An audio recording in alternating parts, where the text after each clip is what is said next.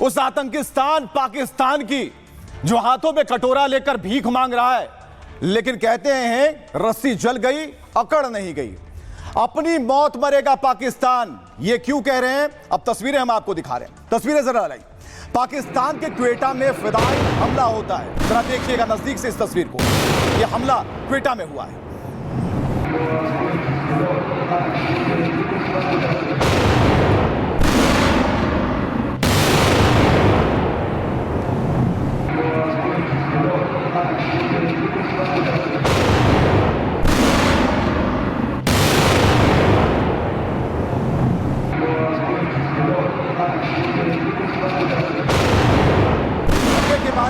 इस धमाके के बारे में कहा जा रहा है कि आत्मघाती हमला है।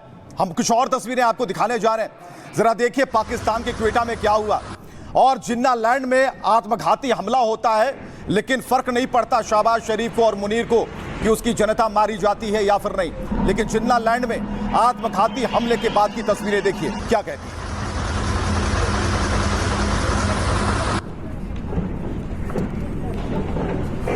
तो जहां पर आत्मघाती हमला हुआ वहां धमाके के बाद काला धुआं उठने लगा, दूर दूर तक ये धुआं नजर आने लगा। अगली तस्वीर हम आपको दिखा रहे हैं धमाके के तुरंत बाद की तस्वीरें।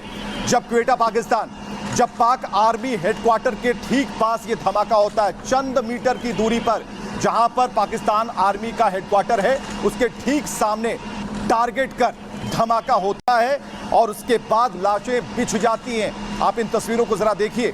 धमाके के बाद जो गाड़ियां हैं वहीं ठहर सी गई हैं, धुएं का गुबार है और दूर से ये काला धुआं नजर आ रहा है। और ये पूरा इलाका तकरीबन 500 मीटर के दायरे में जो भी आया वो खत्म हो गया।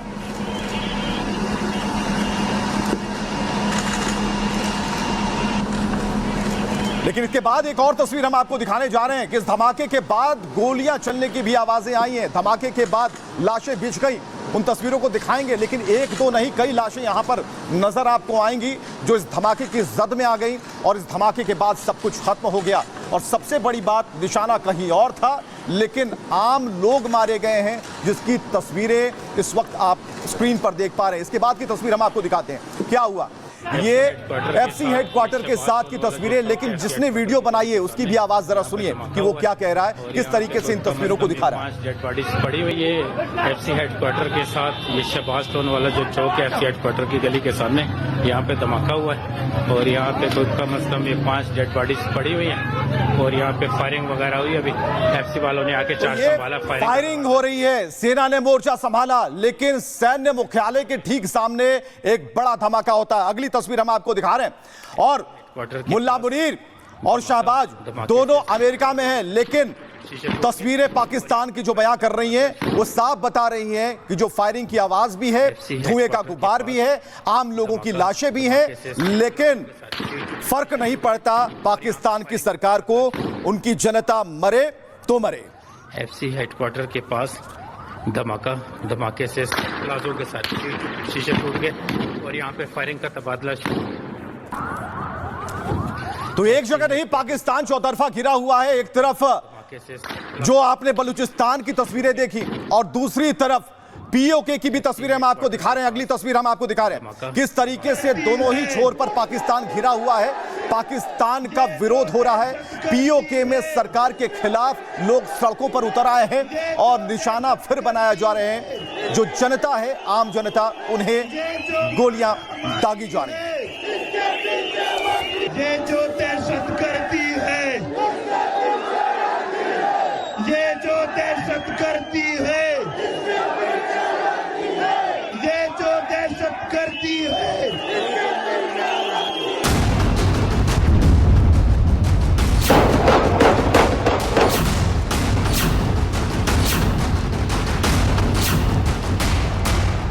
मुल्ला मुनीर और शहबाज ने अपने मुल्क को अमेरिका के पास गिरवी क्या रखा।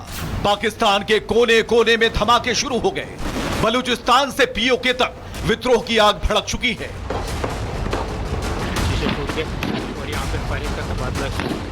देश के सौदे से बगावत की जो चिंगारी पाकिस्तान में धधक रही है वो बेहद विनाशक और भयानक है। आतंकियों को पालने वाले मुल्क में आत्मघाती हमले शुरू हो गए। सेना को टारगेट किया जा रहा है जो सब कुछ तबाह करने पर आमादा है। यानी कटोरा छाप पाकिस्तान में शुरू हुआ गृह युद्ध अभी और भयंकर होने वाला है,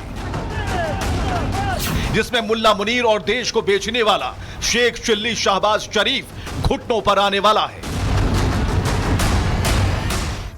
सवाल है कि जिन्ना लैंड अब जहन्नुम बनता जा रहा है।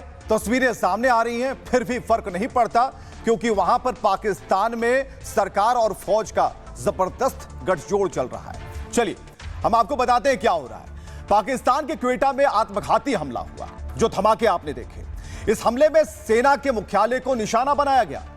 हमलावरों का मकसद था एफसी मुख्यालय को निस्त नाबूद करना। लोगों ने बताया विस्फोट बेहद शक्तिशाली था। इस धमाके की आवाज मीलों तक सुनाई दी है। इतना बड़ा धमाका था।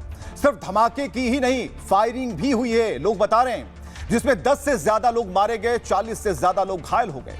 हमले के पीछे बलूच विद्रोहियों का हाथ बताया जा रहा है। बलूचिस्तान लंबे समय से अस्थिरता के दौर से गुजर रहा है। प्रांत में कई गुटों ने पाक सेना के खिलाफ विरोध प्रदर्शन कर रखा है और ये गुट स्थानीय लोगों के लिए अधिकारों की मांग करते हुए नजर आ रहे हैं। वहीं पाकिस्तानी सेना इसको दबाने की कोशिश कर रही है और ऐसे में टकराव की स्थिति प्रांत के बड़े हिस्से में बनी हुई है, जिसकी वजह से पाक आर्मी पर लगातार हमले हो रहे हैं। लोग लगातार पाकिस्तानी जो आर्मी है उस पर हमले कर रहे हैं।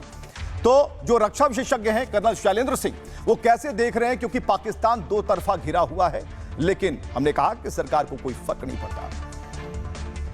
और अगर हम ओवरऑल देखें, ये जो अशांति का माहौल है ये बढ़ता चला जा रहा है। दिख रहा है कि एक तरफ आर्मी जो है वो खैबर पख्तूनख्वा में एरियल अटैक कर रही है। बलूच में तो एक बिल्कुल total out of control situation चली गई है।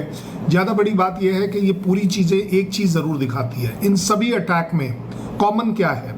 कॉमन है पाकिस्तान आर्मी। ये जो अशांति का माहौल है ये सीधे सीधे दिखा रहा है कि बलूच पाकिस्तान को टॉलरेट नहीं करेगा। खैबर पख्तूनख्वा भी अपने तरह से बिल्कुल अलग है, जिसको बोलते हैं। पीओके में ऑलरेडी लाखों लोग सड़कों पर आए हुए हैं। सो ओवरऑल अगर देखें, बाल्कनाइजेशन ऑफ पाकिस्तान दिख रहा है। समय की बात है कि कब होगा। तो अपना जमीर बेच चुका पाकिस्तान अब जमीन बेचने की डील कर रहा है और इसी डील के कारण पाकिस्तान में आग लगी हुई है। लेकिन इसे समझना होगा कि किस कदर जो पाकिस्तान के जो लोग हैं वो ठगे जा रहे हैं और बराबर ठगे जा रहे हैं। तो पाकिस्तान में क्या हो रहा है?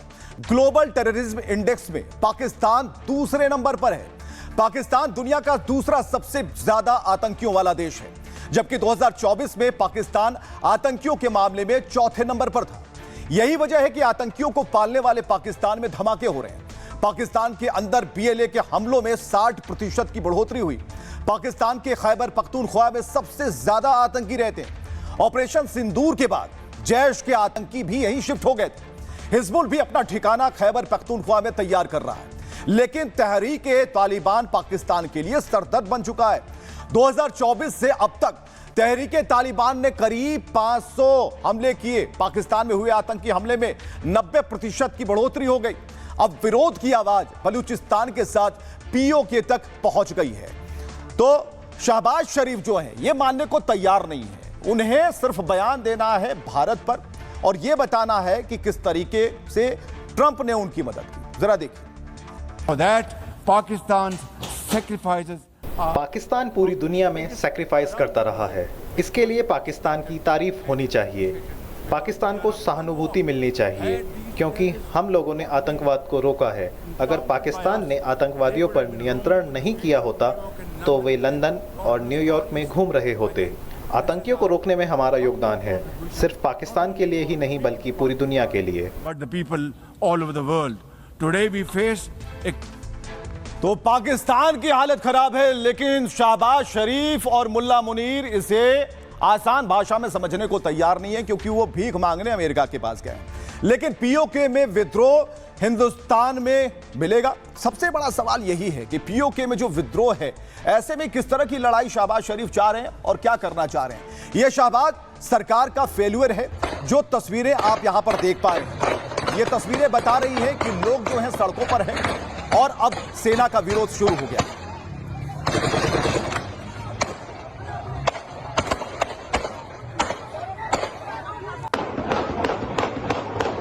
लोग एक दूसरे पर गोलियां गोलियां चला रहे हैं। देखिए किस तरीके से फायरिंग हो रही है। शहबाज सरकार के खिलाफ विद्रोह अब सड़कों पर आ गया है और पीओके में जो विद्रोह है, एक दूसरे पर लोग गोलियां तान रहे हैं, गोलियां चला रहे हैं। जरा देखिए,